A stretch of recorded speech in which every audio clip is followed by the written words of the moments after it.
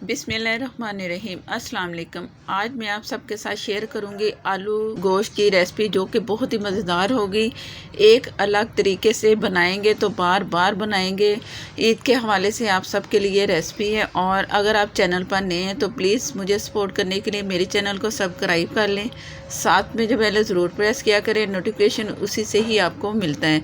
अगर फेसबुक पर हैं तो प्लीज़ लाइक कर दें, शेयर कर दें, हो सके तो प्लीज़ फॉलो कर लें। और जल्दी से शुरू करते हैं अपनी वीडियो। हाफ़ के जी मैंने लिया है मटन। आप चिकन से भी इस तरह पूरी रेसिपी तैयार कर सकते हो। और अभी चूल्हा मैंने ऑन नहीं किया है। इसमें कुछ जाएंगे मसाले, तो मसाले डालने के बाद चूल्हा मैं ऑन करूँगी। और गोश्त आपने हड्डी वाला लें या बोनलेस लें, ये आपकी मर्ज़ी है। जिसमें मैंने फ्राई किया था वही ऑयल मैंने इसमें शामिल कर दिया। आधा कप मैंने ऑयल लिया था, उसमें मैंने ये प्याज फ्राई किया और इसे गोल्डन सा कलर देना है। ज़्यादा आपने डार्क कलर नहीं देना, जिससे शोरबे का कलर ख़राब हो सकता है। एक बड़ी प्याज ली थी जिसे मैंने फ्राई किया आधा कप ऑयल में।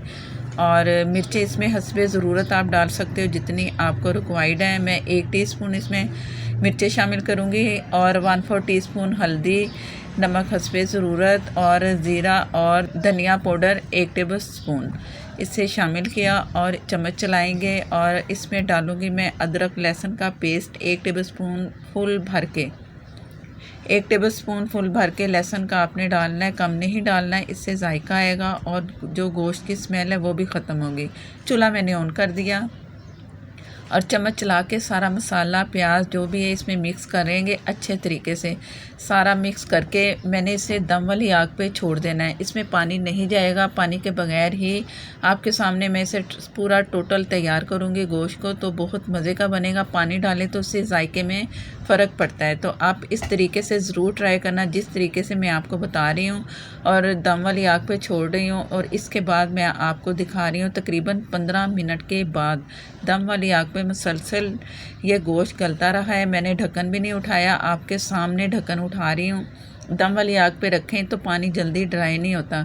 गोश्त का जो अपना पानी था वो भी निकला है, तो उसी में ये पकता रहा है 15 मिनट।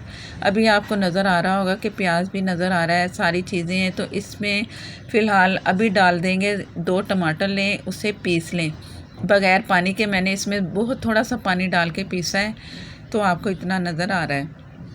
चम्मच चला के 1 से 2 मिनट चम्मच चला के इसे भून लें आप। और आग वही मैंने कम ही रखी हुई है, ज़्यादा नहीं रखी है। अब दही डाल देंगे इसमें 1 कप या 1 कप से थोड़ी कम डाल दें, ये आपकी मर्ज़ी है। ये मसाला इसमें चाहिए ना, तो मैं दही इसमें ज़्यादा डाल रही हूँ।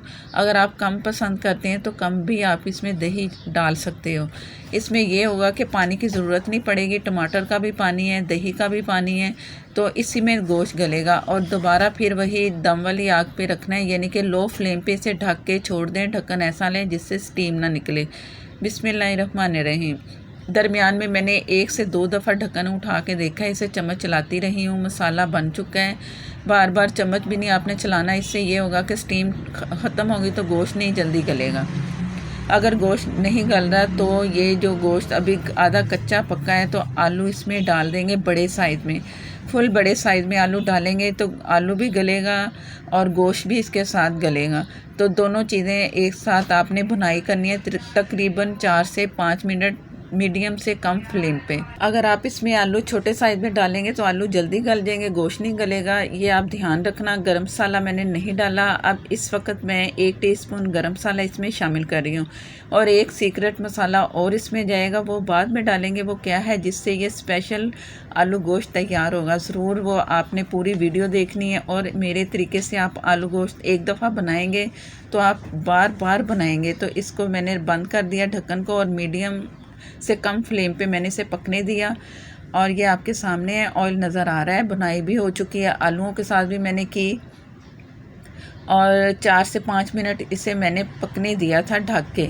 इससे आलू भी अच्छे से इसमें फ्लेवर आएगा आलूओं का गोश्त में। इस तरह जब आप गोश्त को और आलूओं को भुनेंगे 4 से 5 मिनट, तो अब गोश्त जो है थोड़ा सा और गल चुका है। आलू तकरीबन थोड़े से थोड़ा से जैसे गल नहीं जाते, बस इतने फुल नहीं गले। पानी इसमें शामिल कर देंगे और पानी आप हस्बे ज़रूरत डालें। ज़्यादा डालना चाहते हैं तो आप ज़्यादा भी डाल सकते हैं। अक्सर लोग पतला शोरबा खाते हैं। तो आप अपनी ज़रूरत के मुताबिक इसमें पानी शामिल करें। मैं कम डाल रही हूँ और इसे दोबारा से ढक देंगे और हरी मिर्चें डालेंगे। इससे आलू भी गलेंगे और मिर्चें भी गलेंगे, फ्लेवर बहुत अच्छा आएगा, खुशबू आएगी हरी मिर्चों की। तो पकने के लिए छोड़ देते हैं। बिस्मिल्लाहिर्रहमानिर्रहीम।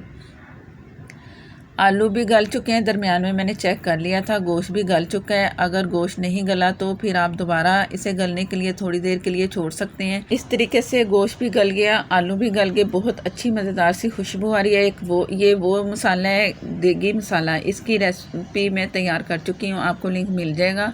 इससे डालेंगे तो इसका और मज़ा दुबाला होगा। ज़रूर ये आप इस्तेमाल करें, तो घर में बना के रखें। आगे बकरा ईद आ रही है, तो ये जो मसाला ख़ास है इससे तैयार करके रखें, बहुत फ़ायदा होगा और मज़े की रेसिपी आपको लगेगी। अगर आप ये देगी मसाला नहीं डाल रहे इस वक्त तो ये आपकी मर्ज़ी है। थोड़ा सा फिर आप आम नॉर्मल गरम मसाला इसमें शामिल करें और इंजॉय करें आलू गोश्त से। ऊपर से डालेंगे हरा मसाला, अदरक, हरी मिर्चें और हरा धनिया, जिससे इसमें बहुत अच्छी खुशबू आएगी। ढक दें 1 से 2 मिनट के लिए और उसके बाद आप इससे फिर दोबारा सर्व करें। इससे बहुत ही मज़ेदार सा आपको जायका मिलेगा। और अगर आप ये डालना चाहें क्योड़ा तो चंद कतरे आप ये भी इसमें शामिल कर सकते हैं, ऑप्शन है। इसलिए कि इसे अगर ख़ास बनाना चाह रहे हैं तो आलू गोश्त को तो ये ज़रूर एसेंस डालें, चंद कतरे। अगर सिंपल बनाना चाह रहे हैं तो आप हरगिज़ ना ये डालें, सिंपल भी बहुत मज़े का बनेगा। और ये है एसेंस ज़ाफ़रान का, ये भी ऑप्शन है। ये भी थोड़े से आपने ड्रॉप्स डालने हैं, इससे भी जायका बहुत मज़े का मिलेगा। जो भी खाएगा इन तमाम रेसिपी जो मैंने जो चीज़ें डाली हैं तो वह तारीफ़ किए बगैर नहीं रह सकेगा। दावतों में बनाएं तो इंजॉय करेंगे आपके मेहमान और पूछेंगे आपसे रेसिपी कि आपने आखिर क्या डाला इसमें कि इतनी अच्छी खुशबुओं के साथ आलू गोश्त तैयार है। अगर वीडियो अच्छी लगे तो प्लीज़ लाइक देना मत भूला करें और प्लीज़ पूरी वीडियो देखा करें ताकि आप बना सकें एक बहुत ही मज़ेदार सी रेसिपी।